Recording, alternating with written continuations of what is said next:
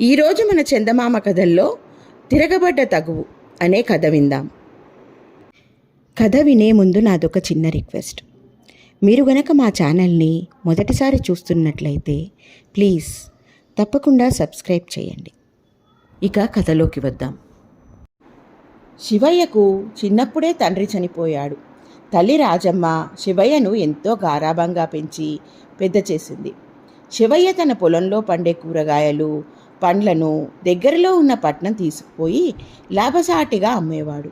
ఆ ఆదాయమే అతని జీవనాధారం. శివయ్యకు 20 ఏళ్ళు వచ్చాయి. రాజమ్మ వాడికి పెళ్లి చేయాలని అనుకుంది.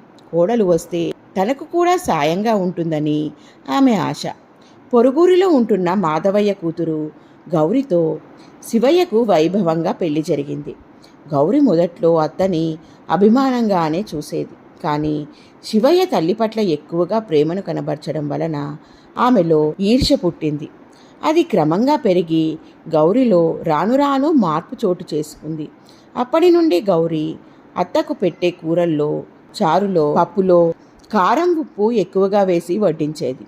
రాజమ్మ ఆ వంటలను తినలేక చాలా ఇబ్బంది పడేది. కళ్ళల్లో నీళ్లు తిరిగేవి. ఒకరోజు రాజమ్మ కోడలితో వంటలో కారం, ఉప్పు ఎక్కువగా ఉంటున్నాయని కాస్త తగ్గించమని చెప్పింది. గౌరి అక్కడే ఉన్న శివయ్యతో, చూడండి మీ అమ్మ వంటలకి ఎలా వంకలు పెడుతుందో అంది. తనకు బాగున్న వంటలు తల్లికెందుకు నచ్చలేదో అర్థం కాక శివయ్య తికమక పడ్డాడు. అయినా తనకు వంటలు బాగున్నాయని చెబితే తల్లి నొచ్చుకుంటుందని శివయ్య ఏమీ చెప్పకుండా మౌనం వహించాడు. కొద్ది రోజుల తర్వాత మళ్ళీ రాజమ్మ వంటలు తినలేకపోతున్నానని ఏడుస్తూ శివయ్యకు చెప్పింది.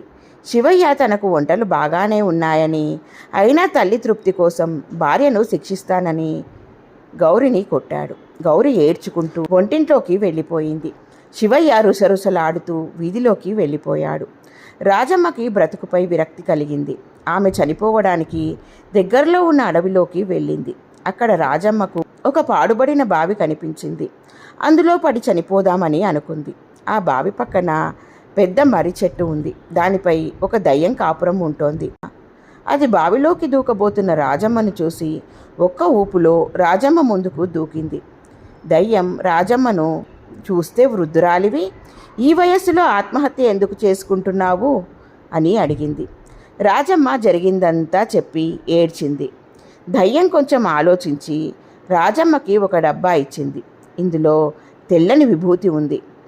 రాజమ్మ, వంటల్లో కారం కానీ ఉప్పు కానీ ఎక్కువైతే ఈ విభూతి చిటికెడు వేసుకో అంది భూతం ఆమెతో.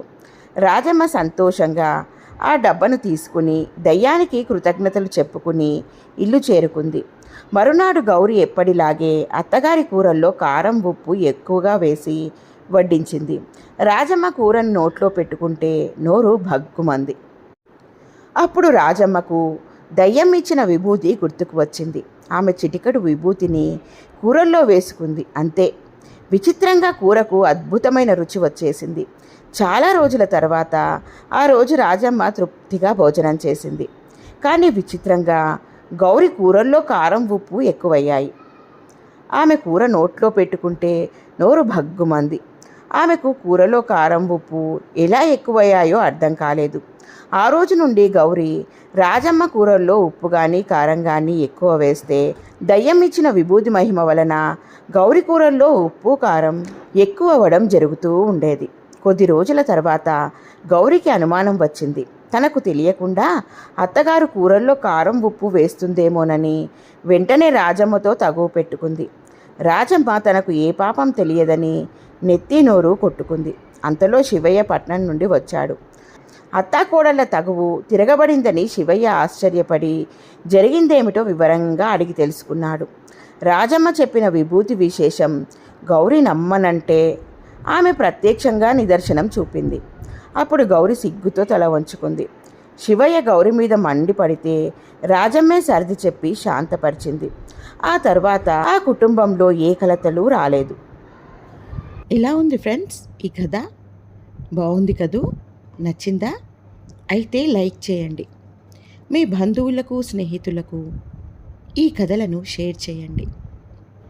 మరిన్ని మంచి మంచి కథల కోసం మా ఛానల్ను తప్పకుండా సబ్స్క్రైబ్ చేయండి. మరొక మంచి కథతో మళ్ళీ కలుద్దాం. ఉంటాను మరి.